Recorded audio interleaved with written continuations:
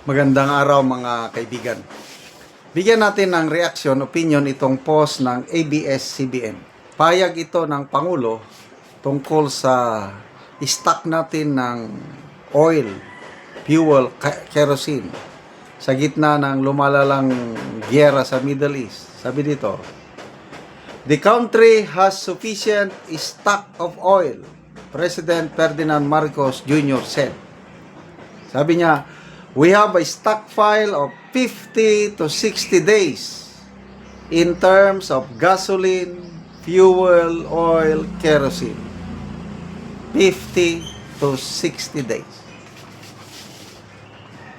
Ang tanong, totoo kaya ito? Kasi, ang Pangulo, ang galing niyang magsalita na hindi naman totoo. Example, nangako siya. Bago mag-Christmas, may makukulong na. Yung mga big fish, kukulong natin bago mag-Christmas. May napakulong ba? Wala. Except, Sara Diskaya. Kaya galit si Congressman Edgar Erese sa deliberation sa Kamara kapon ba yun? Binobola tayo ng Pangulo. Pangako niya may makukulong bago mag-Christmas. Meron ba? Wala. Oh. And marami pa. Hindi ko na lang banggitin yung mga salita niya na pangako ba o something. Kailang ang hirap ng maniwala sa ating Pangulo. O, bakit importante yung stockpile of oil?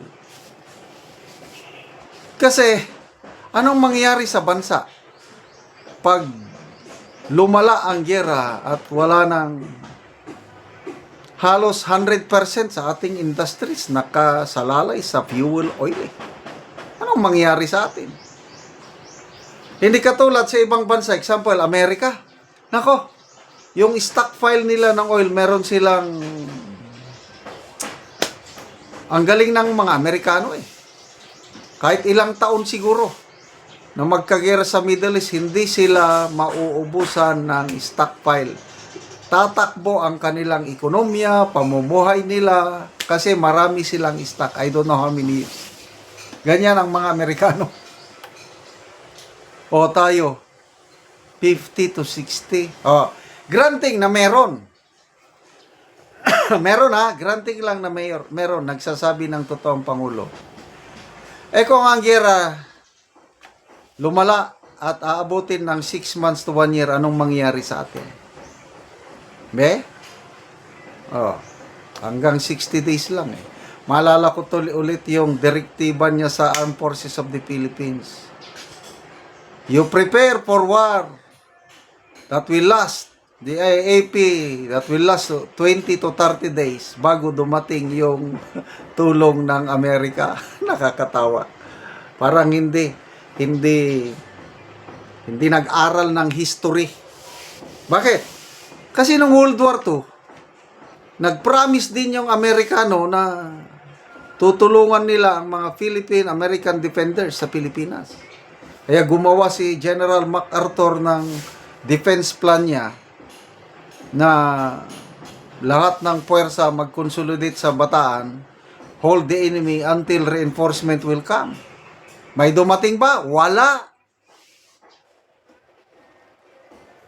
Kaya kawawa ang ating mga sundalong Amerikano at Pilipino noong World War II dahil hindi talaga tinulungan ng US. Bahala kayo sa buhay nyo. Si General MacArthur, nung pinapa-alis na siya, withdraw ka dyan, punta ka sa Australia, ayaw niyang umalis.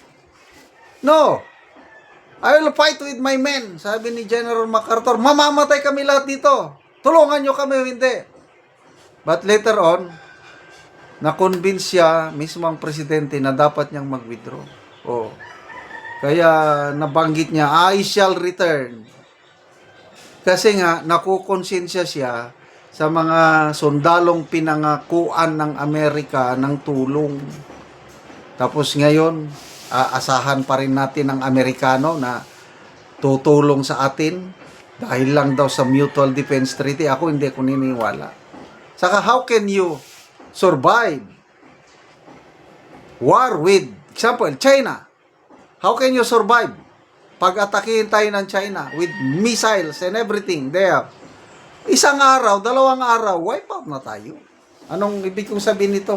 Huwag tayong makipag-away sa China dahil wala tayo talagang magagawa. It should be diplomacy lahat. Parang style Tatay Digong ba? Okay, balik tayo dito. Sa kung minsan nakakatakot itong kalagayan natin, dahil pinapasok nilang mga US bases dito sa Pilipinas. Nandyan yung mga EDCA sites. Nandyan yung US Typhoon missiles ng US. Nandito. Baka tayo paulanan din ng missiles ng Iran at mga kakampi nila. Nilagay ng administrasyong ito, panganib ang ating bansa. So, I don't know kung maniwala ba kayo na may stockpile ba tayo, basa tayo sa mga people who reacted. 28,000 nag-react, 25,000 ang tumatawa, hindi naniniwala, 1,900 lang ang nag-like. And then, comments nila. 2B, sabi niya, PH has sufficient stock of foil. F-O-I-L. Taylor Maclay, baby oil, palm oil, change oil. Namron Aurelio, sabi niya, sufficient stock of malita, siguro, allegedly. Jonathan Rubio, parang flood control to, kamot ulo to the next episode. Efficacent oil, Makel Bangsi, luggage, kaya may enough stocks pa. Baka cooking oil yan, Mr. President. Sure na, final answer? Is it fuel or foil? Oil or foil? Yes, don't worry, we have so much oil. Coconut oil. Ginawa na nilang katatawanan ang pronouncement ng presidente. Ako, I'm sorry. Personal opinion ko lang ito. Halos wala na akong paniwalaan na statement ng Pangulo. I don't know sa inyo. Salamat mga kaibigan sa inyong pagsubaybay sa ating channel. Nakakatulong kayo ng malaki sa tribong Talandig ng Bukidnon dahil ang income natin sa channel na ito pantulong po sa tribo. Namimigay tayo ng libreng yero at pako para makapagpatayo sila ng mas maayos na tirahan. Panoorin nyo ang video na ito. Natagaan og yero. Kay sukad-sukad diba na ipakatawang sa ako akan nakapasalamat kami ko naunta ikaw ta saan ka og kinabuhi. Amot namo sa imo nga mga maayon. So, mao na ni ang itsura sa balay ni nanay, mao na ni ang kadagkuon sa buslot. So mga dagko na gid kaayo. Makita gid nato nga mga dagko na gid ang buslot. Naman intugo na mga diya. Tagtuan ila din pa ko. So mga karaan na gid kaayo nga yero. So mga dagko na gid og buslot. So karon na nay pila na ni katuig ani ang imong balay? 35 na. Sobra kapin. 35 katuig na katuig igang imong balay. So dugay-dugay na gyud. So mao day ngani nang itsura nga dako na gid kayo og mga buslot. So karon na nay makaatop na gyud ka kay tabangan naman ka sa among mga kauban nga lalaki kay wa naman kay kakaya. Sige nanay hinapunta nga kining nagdumala ani og kining kuan diri nagtabang nga tasaan sila kinabuhi kay. Ano